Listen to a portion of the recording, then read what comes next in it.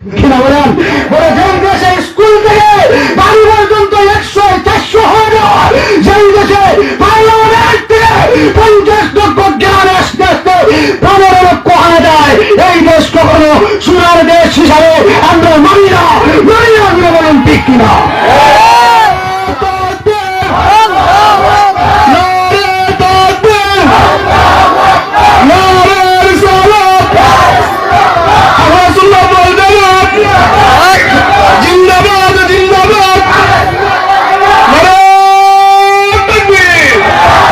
যতক্ষণ পর্যন্ত বাংলার পার্লামেন্ট থেকে মেম্বার পর্যন্ত প্রত্যেকটা সেক্টর থেকে ঘুষখোর সুদখোরদের থেকে দায়িত্ব না সরানো হবে, ততক্ষণ পর্যন্ত আমার দেশ নামে থাকবে সোনা, কানে শুধু থামা আর থামা। ঘুরে বলুন ঠিক কিনা?